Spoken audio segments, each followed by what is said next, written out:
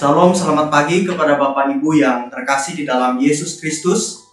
Pada pagi hari ini kita mengucap syukur atas penyertaan Tuhan di dalam kehidupan kita, di mana kita merasa kebaikan dan kemurahan Tuhan di dalam kehidupan kita, secara khususnya sebagai orang yang percaya.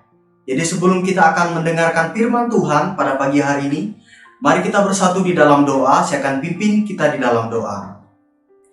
Tuhan, pada saat hari ini kami mengucap syukur atas kebaikan dan kemurahan Tuhan di dalam hidup kami, di mana pada pagi yang indah ini Tuhan kami dapat berkumpul bersama-sama.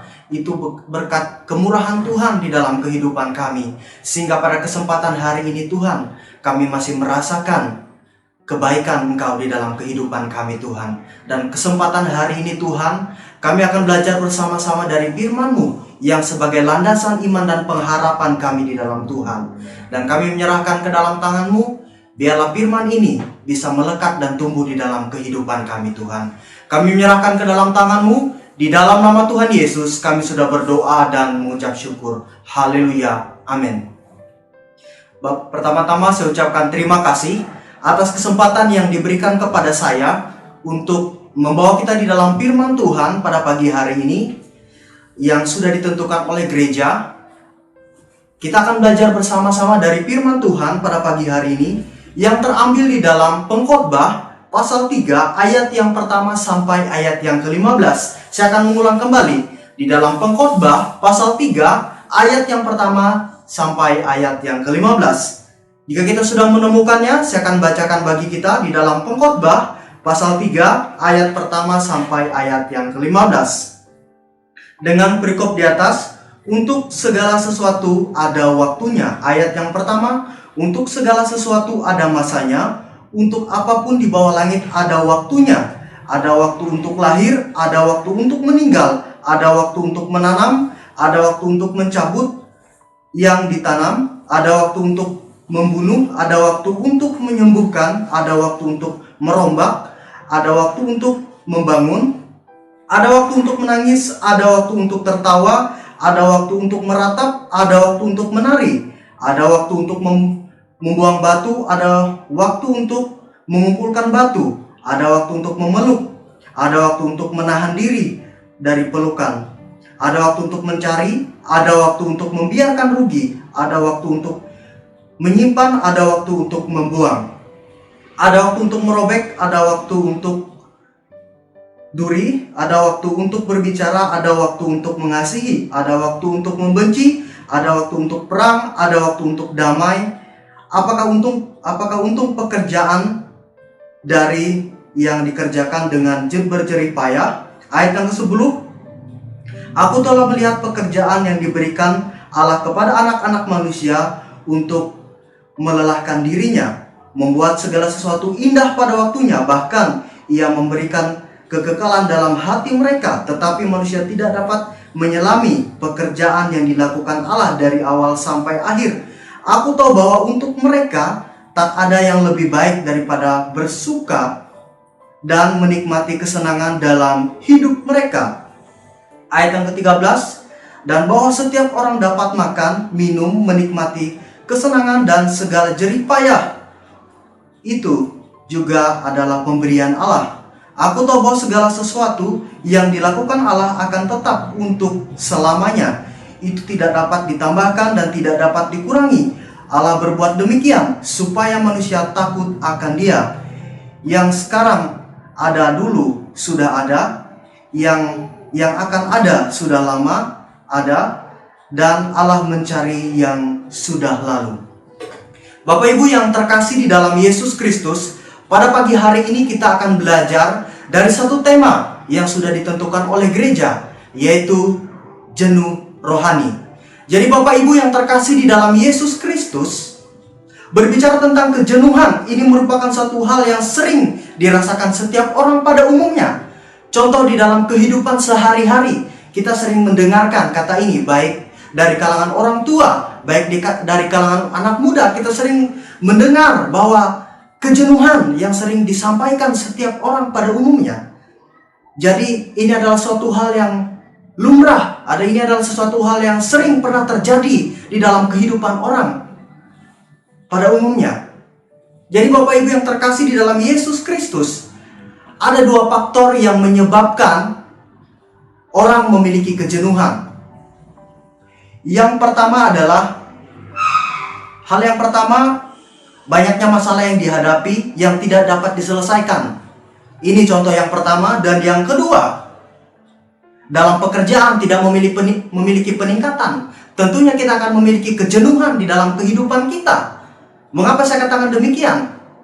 Bahwa manusia pada umumnya, tentu mereka akan merasakan kejenuhan di dalam kehidupan mereka. Baik itu di dalam dunia pekerjaan, baik itu di dalam pendidikan, baik itu di dalam kehidupan kita. Ini yang sering dirasakan orang-orang pada umumnya. Dan begitu juga dengan kita sebagai orang yang percaya. Tentunya kita akan merasakan kejenuhan di dalam kehidupan kita. Walaupun kita sebagai orang yang percaya, tetapi kita akan merasakan kejenuhan di dalam kehidupan kita sebagai orang yang percaya. Jadi jelas bahwa apa yang disampaikan dalam bagian ini, ayat ini sangat jelas bahwa ada waktunya.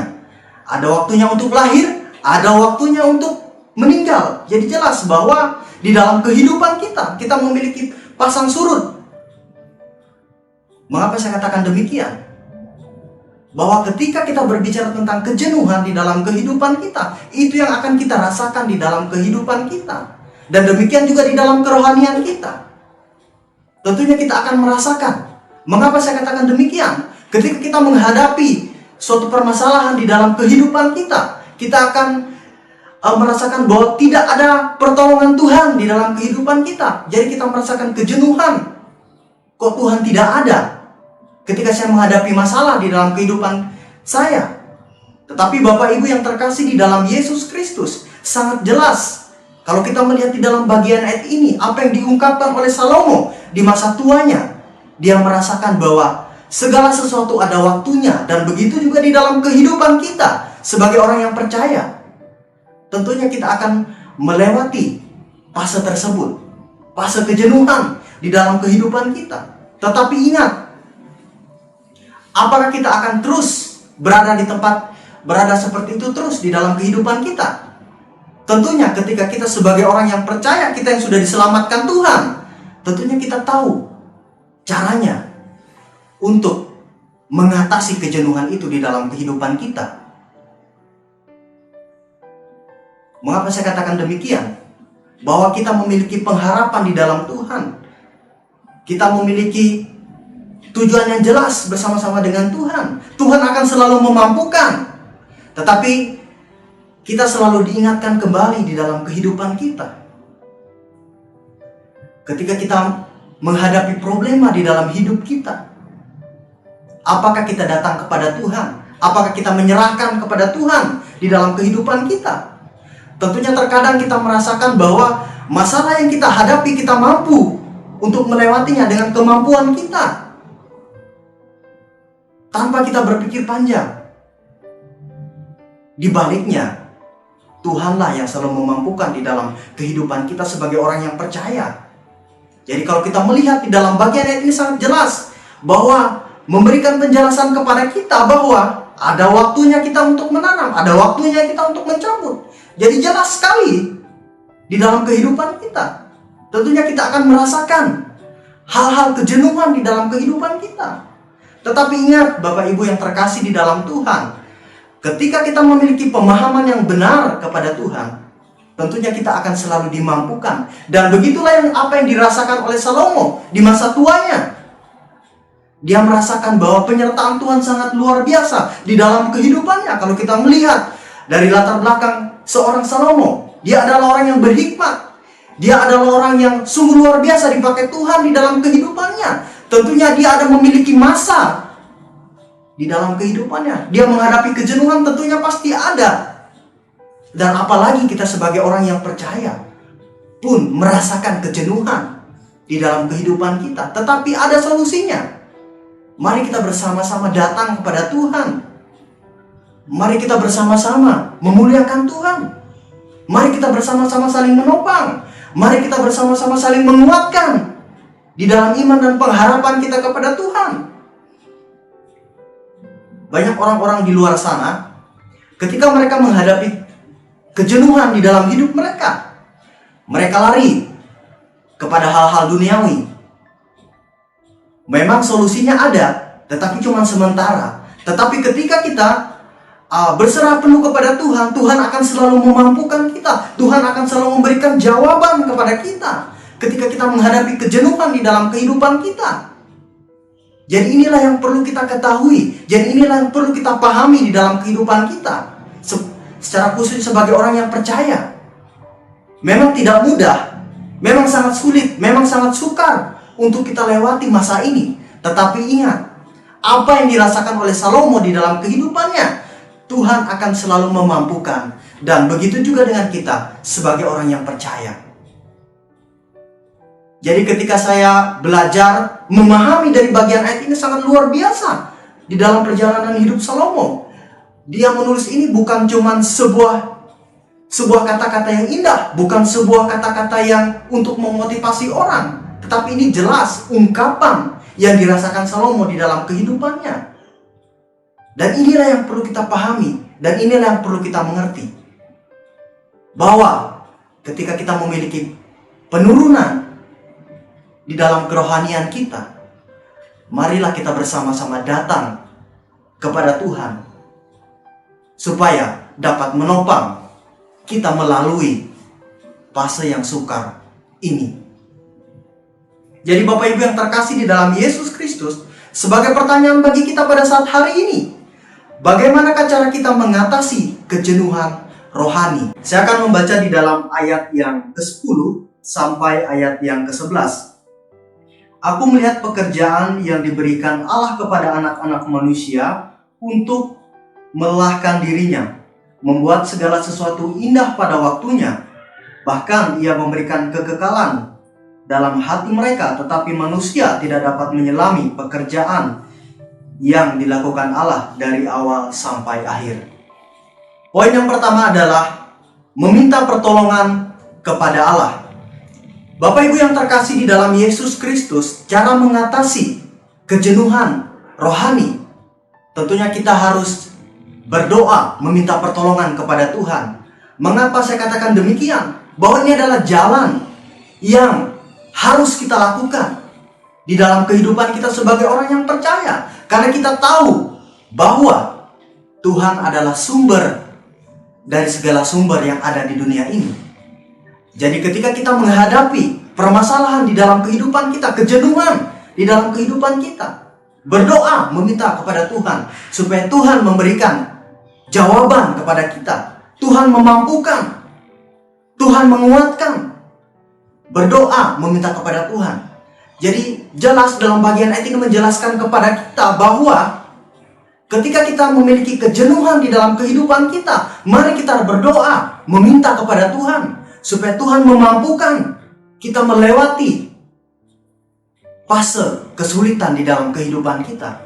Jadi Bapak Ibu yang terkasih di dalam Yesus Kristus, jadi sangat jelas apa yang sudah disampaikan oleh Salomo di dalam bagian ayat ini, bahwa selain ada waktunya, tetapi bagaimana caranya kita mengetahui setiap waktu yang diberikan Tuhan kepada kita.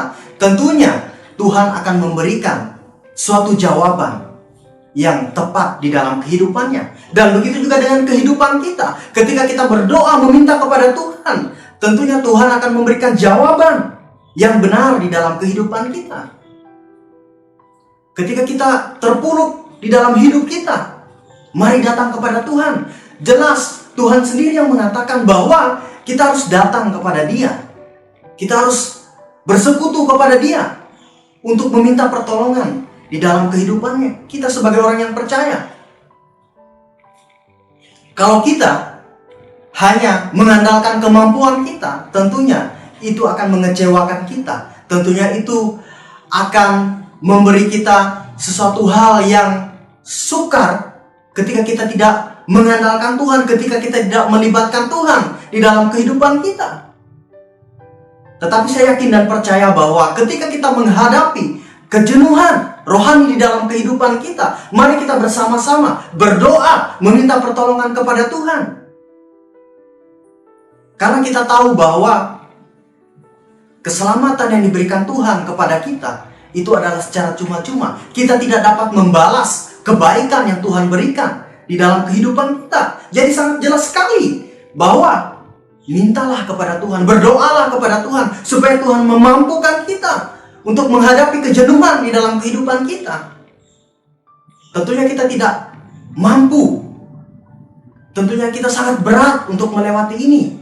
Tetapi ingat Bapak Ibu yang terkasih di dalam Tuhan kita Yesus Kristus, bahwa Tuhan akan selalu memampukan kita. Tuhan akan selalu menguatkan kita menghadapi baik itu permasalahan di dalam kehidupan kita, baik itu pergumulan di dalam pekerjaan kita, baik itu di dalam keluarga kita, kita memiliki kesulitan, kita memiliki kejenuhan di dalam kehidupan kita. Tetapi ingat, kita harus berdoa meminta kepada Tuhan. Ini adalah solusi yang tepat. Banyak solusi-solusi di luar sana yang menawarkan kepada kita, tetapi solusi itu hanya sesaat.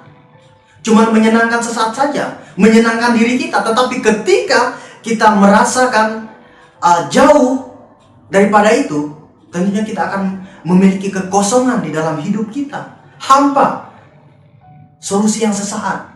Tetapi ingat Bapak Ibu yang terkasih di dalam Yesus Kristus, ketika kita meminta kepada Tuhan, Tuhan akan selalu memberikan jawaban yang tepat di dalam hidup kita. Dan inilah yang dirasakan oleh Salomo di dalam masa tuanya. Banyak yang dia hadapi, banyak tantangan, banyak permasalahan yang dia hadapi di dalam kehidupannya. Kalau kita melihat di dalam kehidupannya, tentunya banyak tugas dan tanggung jawab yang diberikan kepada dia. Apakah dia tidak merasakan kejenuhan di dalam hidupnya? Tetapi ingat, di dalam ayat 10 sampai ayat 11 ini memberikan pengharapan bagi dia bahwa dia mampu melewatinya. Dan begitu juga dengan kita sebagai orang yang percaya. Ketika kita menghadapi kesulitan, kesukaran di dalam hidup kita, berdoalah meminta kepada Tuhan. Itu adalah jawaban yang sangat tepat. Jadi kita perlu belajar dari firman Tuhan ini yang mengingatkan kita bahwa kita harus datang kepada Tuhan. Kita harus berseru kepada Tuhan. Jadi jelas bahwa di dalam bagian ayat ini memberikan penjelasan kepada kita bahwa hanyalah kepada Tuhanlah yang selalu menguatkan kita di dalam kehidupan kita. Jangan pernah kita mengandalkan kemampuan kita. Jangan kita pernah merasakan bahwa kita mampu melewati segala sesuatu yang akan kita hadapi di dalam kehidupan kita. Tetapi ingat, itu cuma sesaat saja. Tetapi ketika kita berdoa meminta kepada Tuhan, tentu Tuhan akan selalu memampukan di dalam kehidupan kita sebagai orang yang percaya. Jadi Bapak Ibu yang terkasih di dalam Yesus Kristus, ketika saya belajar dari bagian ayat firman Tuhan ini, saya merasakan berkat yang sangat luar biasa di dalam kehidupan saya. Sebelum saya menyampaikan, firman Tuhan ini harus menjadi berkat dulu di dalam kehidupan saya. Kalau saya tidak merasakan berkat itu di dalam kehidupan saya, percuma apa yang saya sampaikan pada pagi hari ini, Bapak Ibu yang terkasih di dalam Tuhan. Ketika saya merasakan apa yang disampaikan oleh Salomo di masa tuanya, luar biasa. Kesukaran, kesulitan yang ia hadapi di dalam kehidupannya. Tetapi di bagian ayat yang ke-10 ini sangat jelas, dia diberikan kebahagiaan di dalam kehidupannya. Dan begitu juga dengan kehidupan kita sebagai orang yang percaya. Tentunya kita akan dimampukan di dalam kehidupan kita sebagai orang yang percaya. Jadi Bapak Ibu yang terkasih di dalam Yesus Kristus, berdoa meminta pertolongan kepada Tuhan adalah jalan yang tepat untuk kita menghadapi kejenuhan rohani di dalam diri kita. Jadi pertanyaan yang kedua bagi kita, bagaimanakah cara kita mengatasi kejenuhan rohani? Saya akan membaca di dalam ayat yang ke-12 sampai ayat yang ke-13. Aku tahu bahwa untuk mereka tak ada yang lebih baik daripada bersuka-suka dan menikmati kesenangan dalam hidup mereka. Ayat yang ke-13, dan bahwa setiap orang dapat makan, minum, menikmati kesenangan dalam segala jerih payahnya. Itu juga adalah pemberian Allah. Yang pertama tadi, kita berdoa meminta pertolongan kepada Tuhan. Dan yang kedua, kita harus bersekutu kepada Allah. Jadi Bapak Ibu yang terkasih di dalam Yesus Kristus, jadi sangat jelas bahwa ketika kita bersekutu kepada Allah, itu adalah jawaban yang tepat untuk kita menghadapi kejenuhan rohani di dalam kehidupan kita. Bersekutu adalah sebuah perintah yang diberikan Tuhan di dalam kehidupan kita untuk supaya membangun relasi kita dengan Tuhan. Kalau kita tidak memiliki relasi dengan Tuhan, tentunya kita akan merasakan kekosongan di dalam diri kita. Kita akan selalu memegahkan diri kita. Kita merasa orang-orang di sekitar kita tidak bisa menjadi solusi. Tetapi ingat, ketika kita memiliki persekutuan kepada Allah, tentunya Tuhan akan selalu memampukan kita. Tuhan akan selalu menguatkan kita di dalam kehidupan kita untuk berjalan di dalam kehidupan kita sebagai orang yang percaya. Jadi sangat jelas sekali di dalam ayat yang ke-12 sampai ayat yang ke-13 ini memberikan penjelasan kepada kita supaya kita bersekutu kepada Allah, supaya kita menyerahkan totalitas hidup kita untuk Tuhan. Dan begitu juga yang dirasakan oleh Salomo di dalam kehidupannya. Dia harus memiliki sebuah persekutuan yang benar kepada Tuhan. Jadi pertanyaannya bagi kita saat hari ini, ketika kita menghadapi kejenuhan rohani di dalam hidup kita, apakah kita sudah datang kepada Tuhan? Apakah kita meminta kepada Tuhan supaya Tuhan memampukan kita untuk menghadapi kejenuhan di dalam hidup kita, merasa kekosongan? Apakah malah sebaliknya, kita mencari hal-hal di luar sana? Jadi Bapak Ibu yang terkasih di dalam Yesus Kristus, jadi sangat tegas sekali dalam bagian ayat ini menjelaskan kepada kita bahwa bersekutu kepada Allah ini adalah merupakan bagian yang diinginkan Tuhan di dalam kehidupan kita. Bukan cuma kita mengaku saya cuma sebagai orang percaya, saya percaya kepada Kristus, saya merasakan kasih karunia yang diberikan Tuhan di dalam kehidupan kita. Tanpa kita memiliki persekutuan kepada Tuhan, itu sia-sia. Jadi Bapak Ibu yang terkasih di dalam Yesus Kristus, pada saat hari ini, mari kita belajar bersama-sama bahwa ketika kita menghadapi kejenuhan di dalam hidup kita, yang pertama kita harus berdoa meminta pertolongan kepada Tuhan. Ini jelas sekali. Dan yang kedua, bersekutu kepada Allah. Ini adalah tugas yang diberikan Tuhan di dalam kehidupan kita sebagai orang yang percaya. Tidak ada yang dapat dipungkiri di dalam kehidupan kita. Tetapi yakinlah, Tuhan akan selalu memampukan. Tuhan akan selalu menguatkan kita di dalam kehidupan kita sebagai orang yang percaya. Jangan pernah kita mencari di luar sana. Ketika kita mencari di luar sana, nanti kita akan merasakan kekecewaan, kekesalan, keterpurukan di dalam kehidupan kita. Tetapi ingat, marilah datang kepada Tuhan. Tuhan adalah solusi yang tepat untuk kita meminta supaya kita dikuatkan di dalam kehidupan kita sebagai orang yang percaya. Jadi poin yang terakhir, bagaimanakah cara kita mengatasi kejenuhan rohani? Saya akan membaca di dalam ayat yang ke-14 sampai ayat yang ke-15 bagi kita. Saya akan bacakan. Aku tahu bahwa segala sesuatu yang dilakukan Allah akan tetap ada untuk selamanya. Itu tak dapat ditambahkan dan tak dapat dikurangi. Allah berbuat demikian supaya manusia takut akan Dia. Ayat yang ke-15, yang sekarang ada dulu sudah ada, dan yang akan ada sudah lama ada, dan Allah mencari yang sudah lalu. Jadi poin yang ketiga adalah saling menguatkan satu sama lain. Tadi yang pertama, berdoa meminta pertolongan kepada Tuhan. Dan yang kedua, bersekutu kepada Allah. Dan yang ketiga, saling menguatkan satu sama lain. Jadi Bapak Ibu yang terkasih di dalam Yesus Kristus, ketika kita menghadapi kejenuhan di dalam kehidupan kita, mari kita bersama-sama saling menguatkan. Mari kita bersama-sama saling mendoakan. Kita sebagai orang yang percaya harus saling menguatkan ketika orang-orang yang berada di dalam komunitas kita menghadapi kejenuhan, keterpurukan, permasalahan di dalam kehidupan mereka. Tentunya mari kita bersama-sama saling menguatkan, saling meneguhkan di dalam kehidupan kita sebagai orang yang percaya. Jadi Bapak Ibu yang terkasih di dalam Yesus Kristus, dengan menguatkan, maka kita akan selalu diingatkan dan selalu akan diteguhkan di dalam kehidupan kita sebagai orang yang percaya.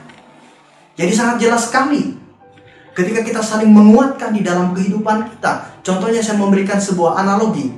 Ketika kita ingin mengerjakan sesuatu yang sangat besar, tentunya kita harus membutuhkan orang-orang yang ada di sekitar kita supaya kita dapat menyelesaikan pekerjaan tersebut. Kalau kita sendiri tentunya tidak mampu. Nah, ini juga yang kita perlu terapkan di dalam kehidupan kita. Kita harus saling menguatkan. Kita harus saling mengingatkan satu sama lain.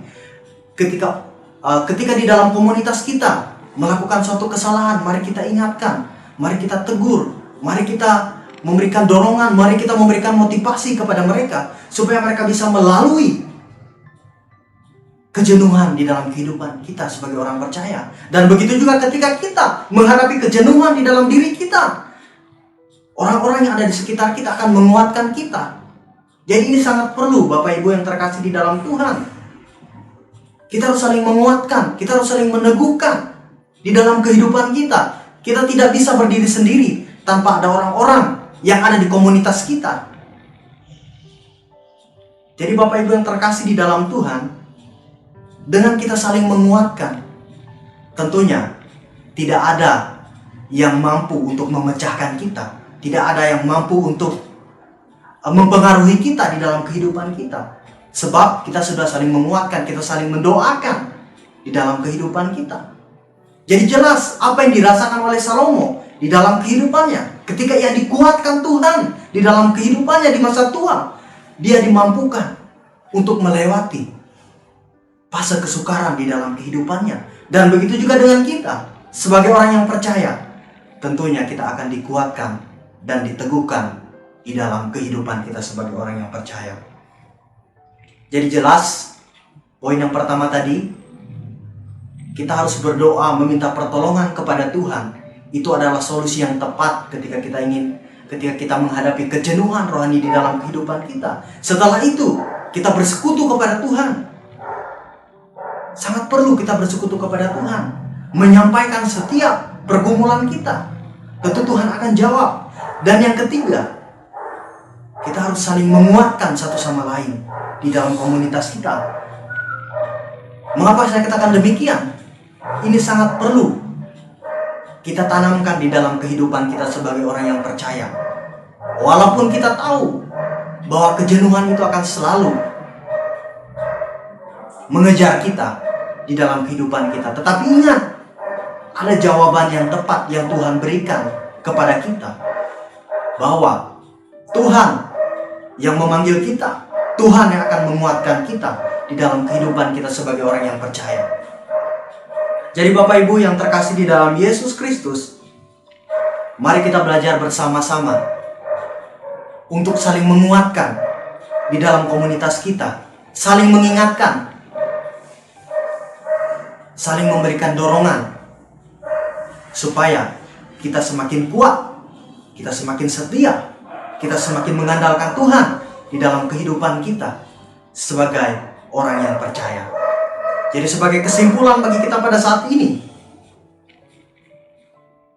mengatasi kejenuhan rohani, kita sangat perlu mendekatkan hati kita kepada Allah dengan cara yang pertama, berdoa meminta pertolongan kepada Tuhan. Dan yang kedua, bersekutu kepada Allah sebagai wujud tindakan kita mengasihi Tuhan di dalam kehidupan kita. Dan yang ketiga, di dalam komunitas kita harus saling menguatkan satu sama lain bahwa kita ini satu di dalam tubuh Kristus. Tentunya tidak ada yang akan menggoyahkan kita, sebab Tuhan yang selalu menguatkan kita di dalam pengharapan kita di dalam Yesus Kristus. Mari kita bersatu di dalam doa. Saya akan pimpin kita di dalam doa.